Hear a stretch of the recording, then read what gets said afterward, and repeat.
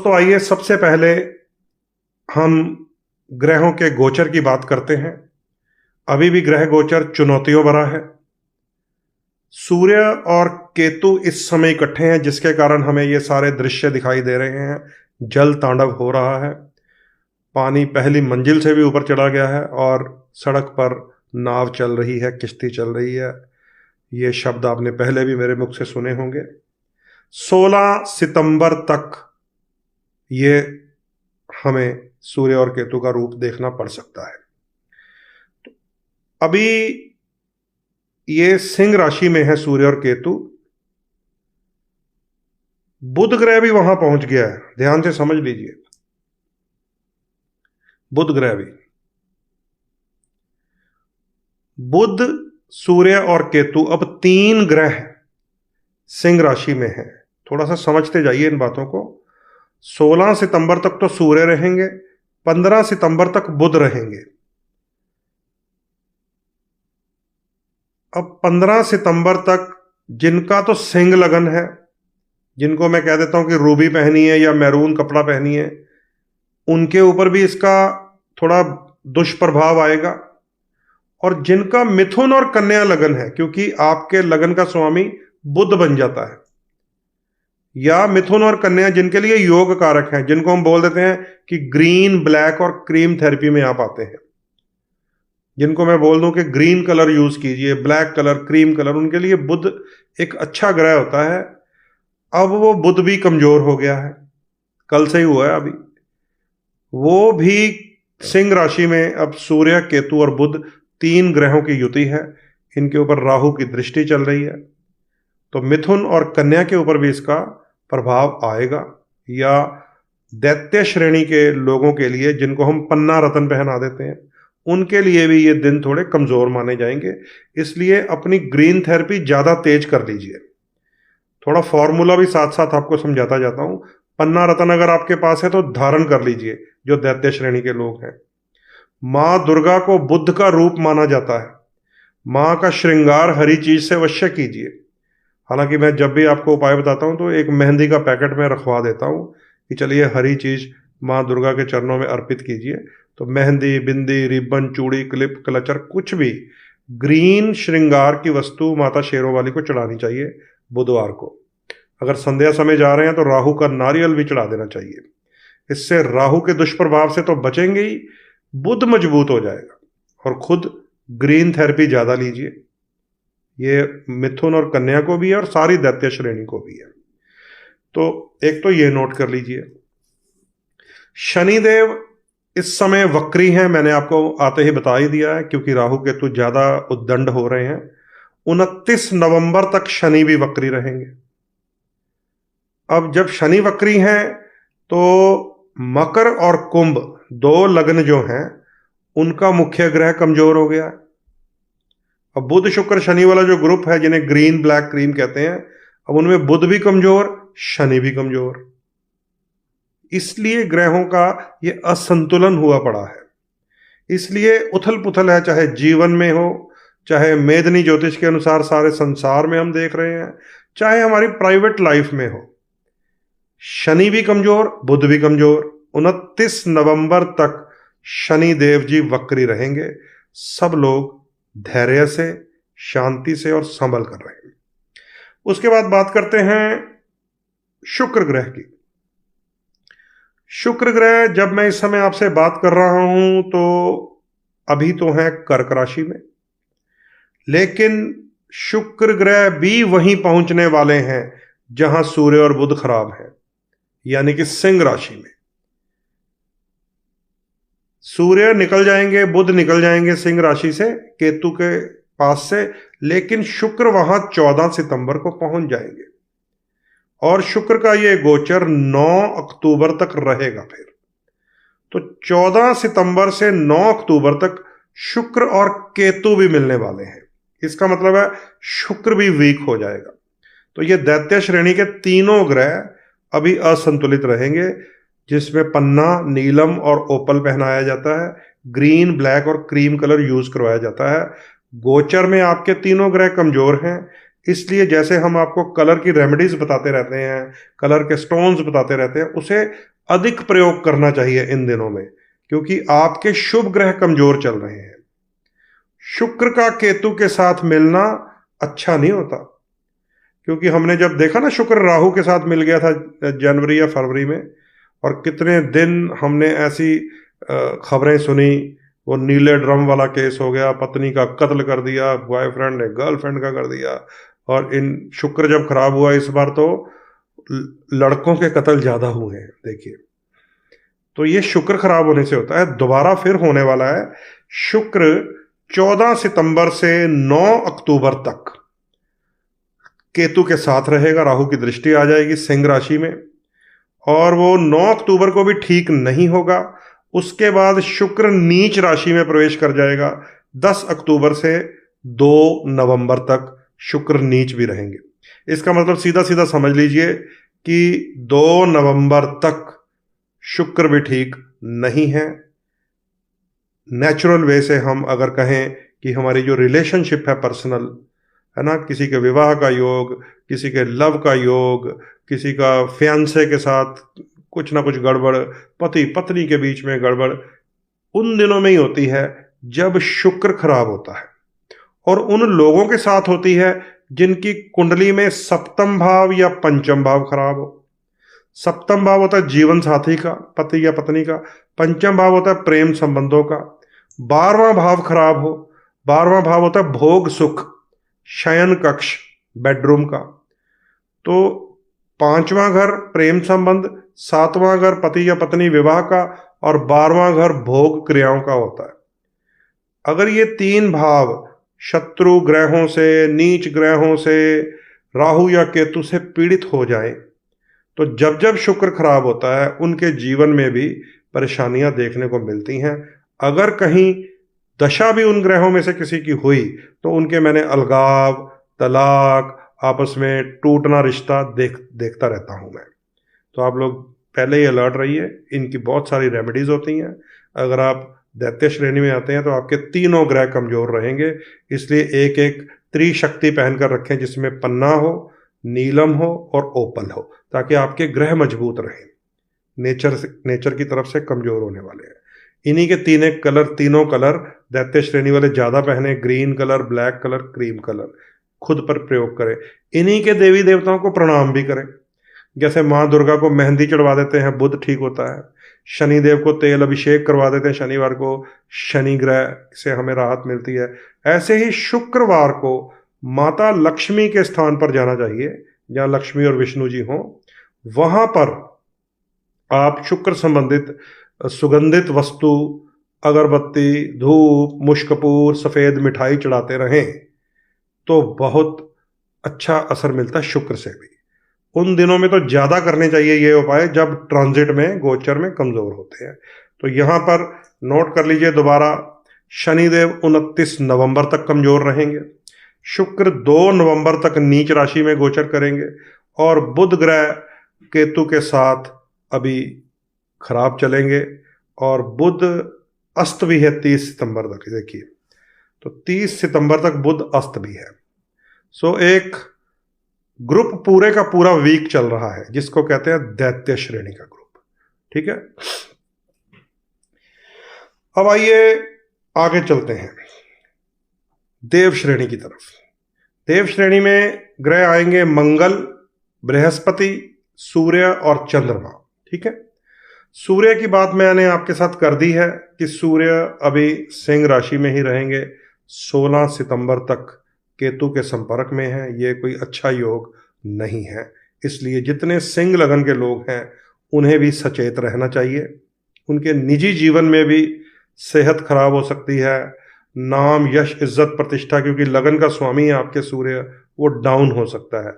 या जितने देव श्रेणी के लोग हैं, जिनमें स्वयं मैं भी आ जाता हूं, वृश्चिक, मेष, करक, सिंह, धनु और मीन लगन वाले, उनके लिए भी सूर्य का कमजोर होना शुभ नहीं होता। उनकी त्रिकोण का स्वामी कहीं ना कहीं से उनका मित्र ग्रह कमजोर चल रहा है। तो जैसे ये मैंने मैरून कलर पहना हुआ है, दिस इज कलर ऑफ सन, सूर्य के कलर्स में ही आ जाता है ये। नारंगी रंग भी, केसरिया भी और ये वाला कलर भी सूर्य में आता है। चटक लाल रंग जो होता है वो मंगल का कलर है। पीला रंग जो है गोल्डन शेड वो बृहस्पति का कलर है।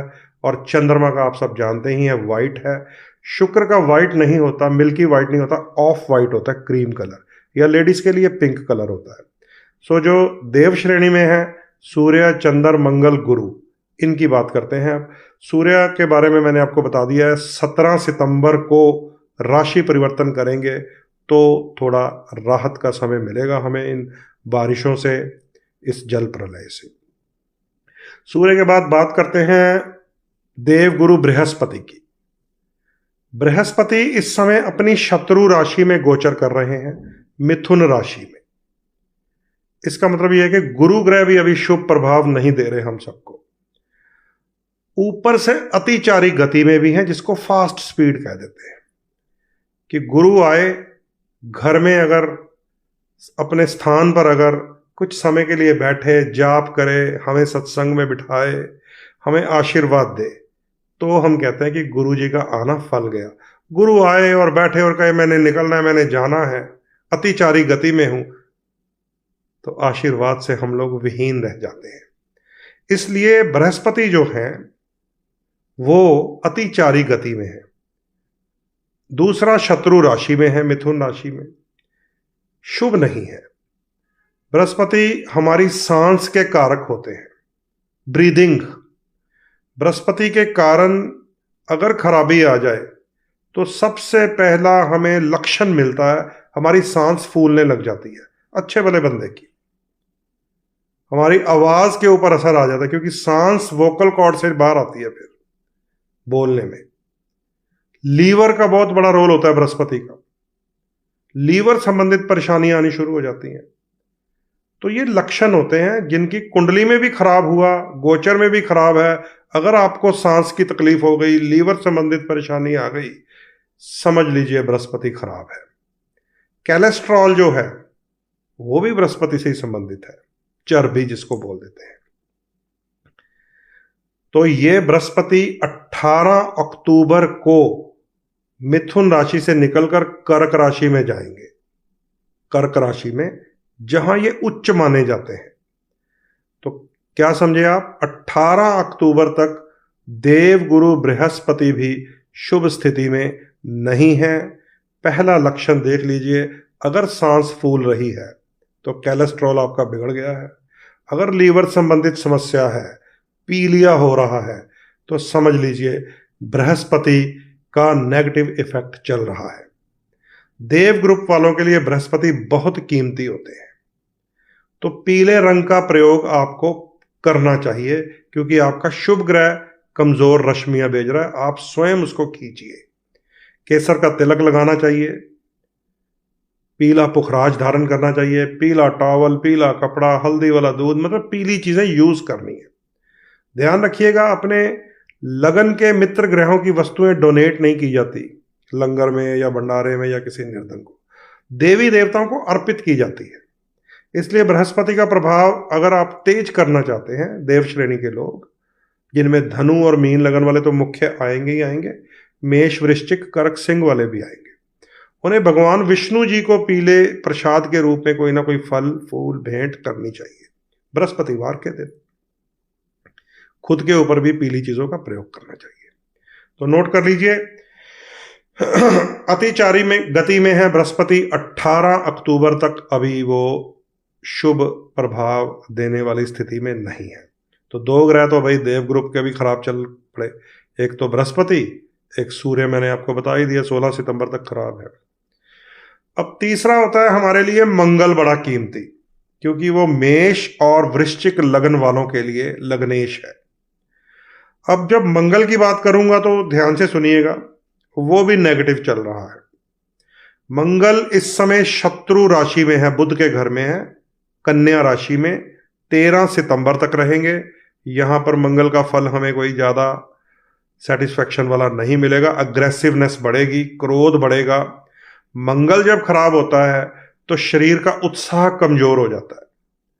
मंगल जब खराब होता है तो रक्त का प्रवाह असंतुलित हो जाता है, कभी ब्लड अप, कभी ब्लड डाउन, कभी ब्लड शुगर और कोई बहुत अगर शनि राहु का प्रभाव आ गया तो ब्लड कैंसर तक ले जाता है। वो फिर आपकी कुंडली का प्रश्न है, यहाँ बैठकर नहीं मैं ऐसी बात करूंगा, ठीक है। वो हम कुंडली में देखते हैं, कहीं मंगल राहु या मंगल शनि के प्रभाव में तो नहीं है, तो वो फिर ऐसी बीमारियों तक भी ले जाता है। गोचर में मंगल का खराब होने का मतलब है हमारा उत्साह कमजोर हो जाएगा, ब्लड प्रेशर की समस्या हो सकती है, डायबिटीज भी इसी में आ जाती है क्योंकि ब्लड शुगर का भी एक पार्ट होता है ये। तो मंगल ग्रह जो है 13 सितंबर तक तो है कन्या राशि में बहुत खराब, क्योंकि बुध के साथ उसकी मित्रता नहीं है।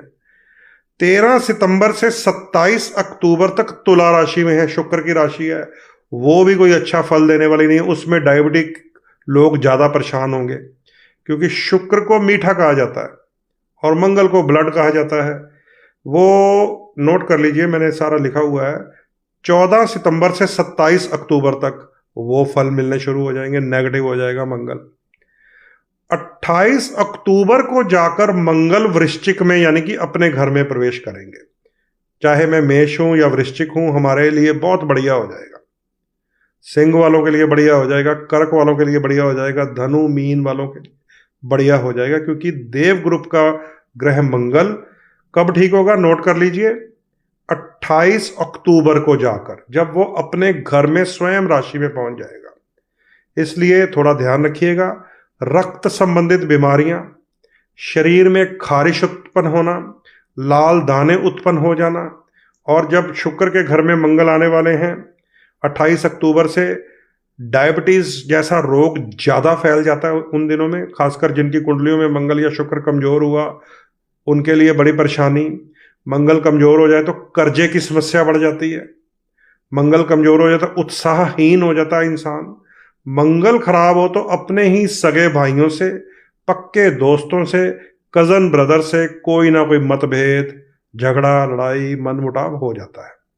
जिन लोगों का मंगल जन्म से ही खराब हो उनको एक निशानी बता देता हूं, जब जब घर में कोई पार्टी रखेंगे तब तक आपके घर में कोई ना कोई मनमुटाव, कोई कलह, कोई कलेश, कोई रूठ गया, कोई मान गया, कोई झगड़ा हो गया, ऐसा होता है उन लोगों के घरों में जिनकी कुंडली वाला मंगल भी खराब होता है। अष्टम भाव में देखा हमने, छठे भाव में हमने देखा, ठीक है। तो थोड़ा ध्यान रखिएगा, ये आपको मैं बिल्कुल सटीक गोचर बता रहा हूं। तो मंगल, सूर्य, बृहस्पति हम देव ग्रुप वालों के भी खराब है भाई, बुध, शुक्र, शनि दैत्य ग्रुप वालों के भी खराब है। अब चंद्रमा की बात कर लेते हैं, जो कर्क लगन के लिए तो बड़ा इंपॉर्टेंट है, हम सबके लिए ही है, आपके लिए, मेरे लिए, देव के लिए, दैत्य के लिए। कारण क्योंकि चंद्रमा इवेंट प्लेयर होता है। मान लीजिए सूर्य केतु इकट्ठे हैं, अगर वहां चंद्रमा आ गया तो उस दिन ज्यादा भूस्खलन होगा, उस दिन ज्यादा बारिश गिरेगी जब ये सिंह राशि में चंद्रमा पहुंच जाए। मान लीजिए किसी की कुंडली में शनि मंगल का दोष है, अंगारक दोष, गोचर में चलता हुआ चंद्रमा अगर वहां पहुंच गया तो उस दिन चोट लग जाती है, उस दिन एक्सीडेंट हो जाता है, उस दिन झगड़ा बढ़ जाता है। तो कर्क लगन का जो स्वामी चंद्रमा है ना, वो सबसे ज्यादा अस्थिर होता है। हर 2.5 दिन बाद उसकी चाल जो है वो बदलती है, राशि बदल जाता है, चेंज होता रहता है। इसलिए जो देव ग्रुप के लोग हैं उन्हें तो बहुत इंपॉर्टेंट है, क्योंकि जैसे मान लीजिए मैं हूं वृश्चिक लग्न, हमारे लिए त्रिकोण का स्वामी है, हमारे लिए तो किस्मत का स्वामी चंद्रमा है। जो 8 नंबर लगन वाले होते हैं उनकी किस्मत हर 2.25 दिन बाद पलट जाती है। ऐसे ही जो कर्क लगन के लोग हैं, स्वयं चंद्रमा का लगन है, उनका मूड हर 2.25 दिन बाद चेंज होता रहता है। सो चंद्रमा बहुत इंपॉर्टेंट प्लैनेट है हम सबके जीवन में।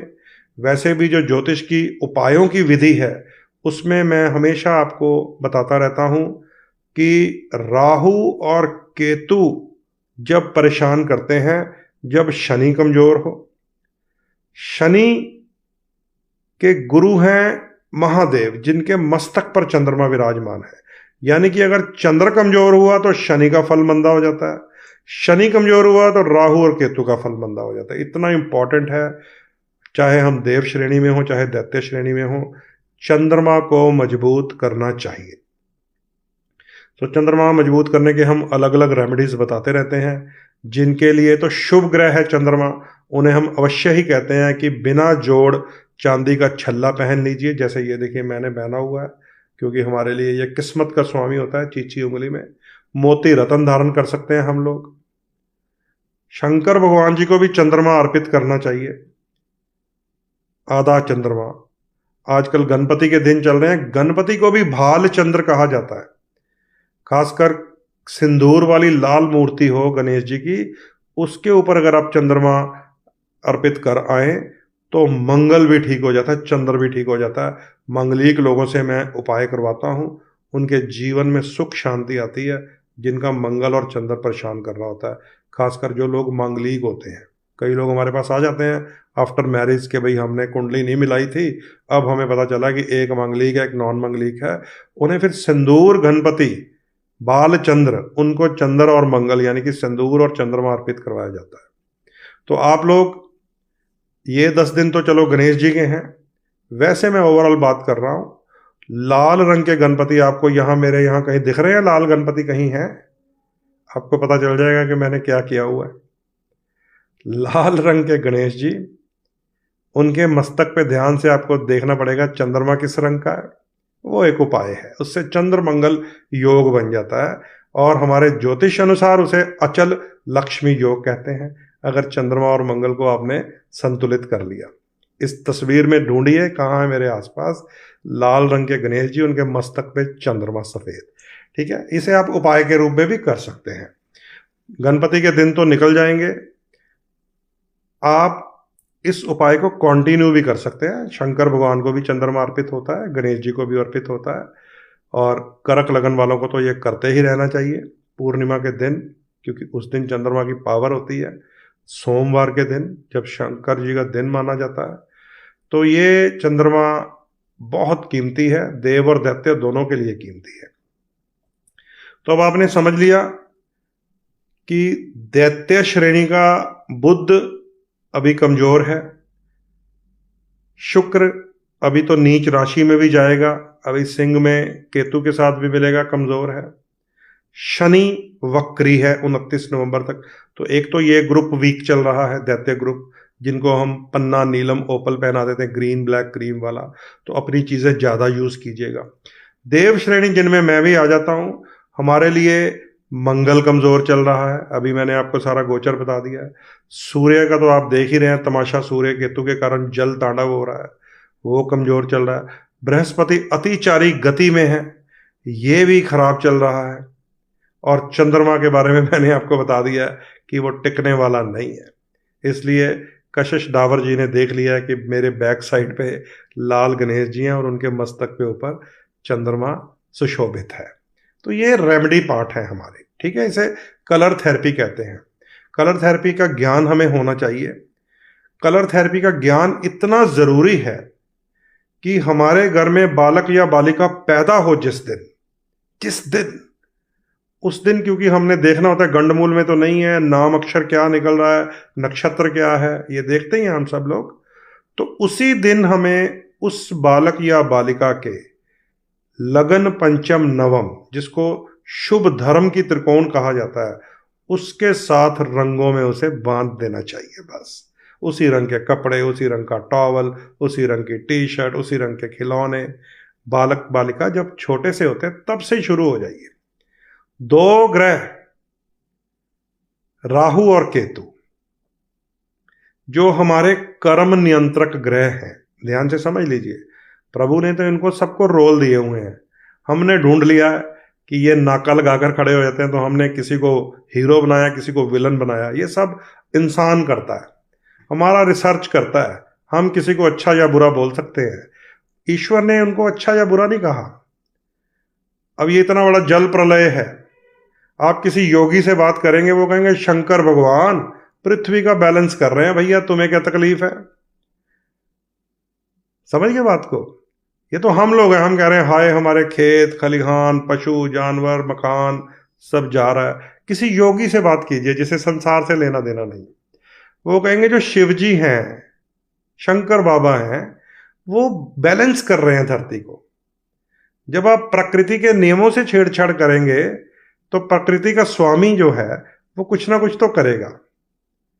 समझ गए बात को?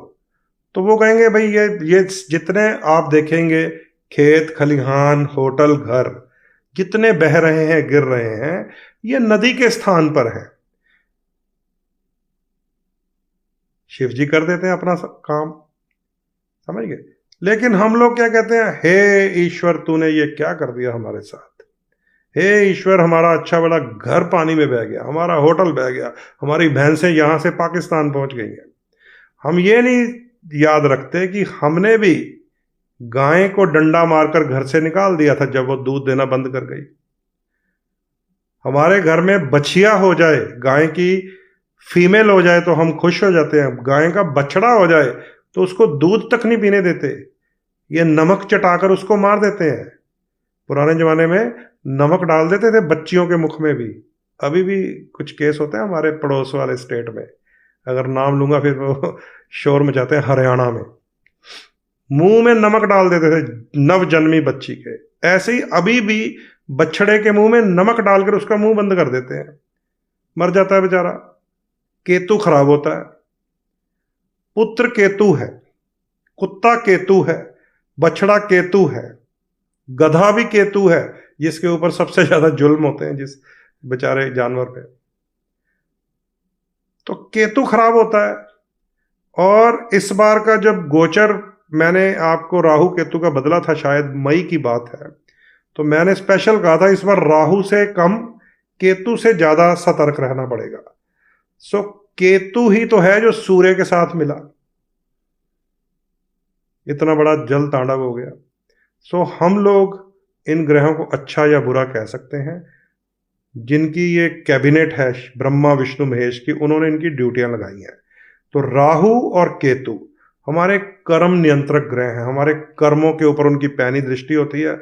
हम कुछ अच्छा करें बुरा करें, हम रिश्वत लें रिश्वत दें, हम कुछ अनैतिक कार्य करें या छुप कर करें, ये नोट कर लेते हैं। हम कहते हैं हमें कौन सा कोई देख रहा है, हमने तो अंडर द टेबल किया ना जो भी कार्य, कौन सा कोई देख रहा है। देखने वाली आंखें हैं ये 9 नवग्रह, और सबसे तेज आंखें हैं 2 छाया की, राहु और केतु। अभी तो और अभी चुनौती आने वाली है, 2 ग्रह इकट्ठे आ रहे हैं। इस बार जो पितृपक्ष है उसकी शुरुआत होगी चंद्रमा को ग्रहण से 7 सितंबर, और उसकी समाप्ति होगी सूर्य को ग्रहण से 21 सितंबर। ये कोई छोटा मोटा योग नहीं है, चुनौतियां और बढ़ेंगी। और अभी तो हमने भूस्खलन देखा है, अब भूकंपन होगा।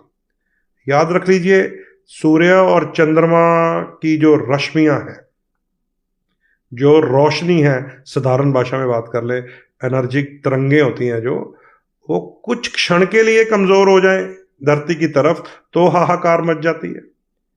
अब चंद्रमा और सूर्य को जो ग्रहण लगना है वो भी 15 दिन के हेर फेर में तो बड़े भूचाल बड़े भूकंप का कारण बन जाता है।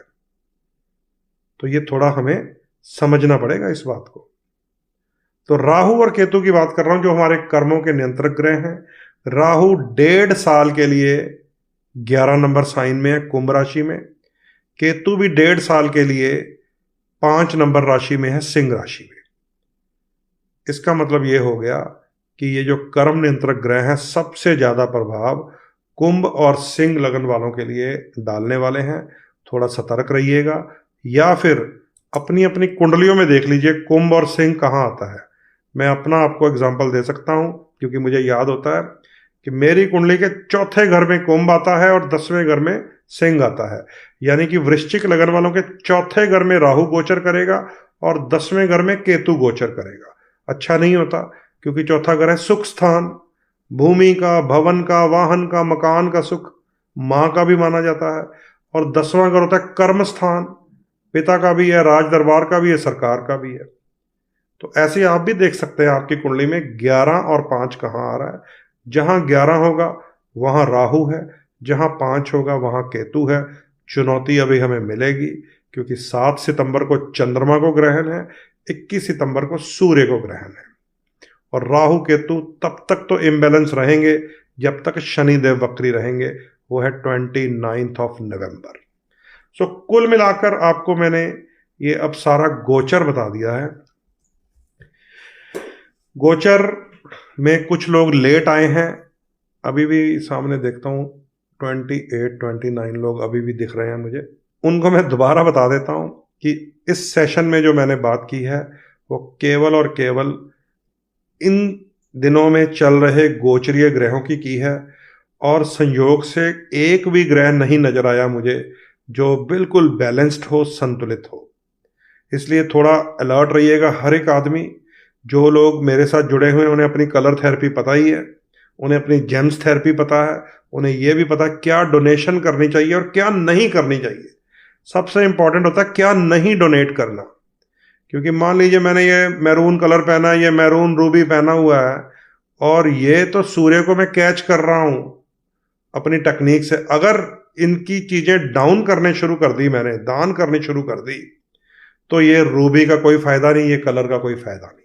सो सबसे ज्यादा कीमती ये होता है कि क्या नहीं करना हमें, तो इसका आपको ध्यान रखना चाहिए।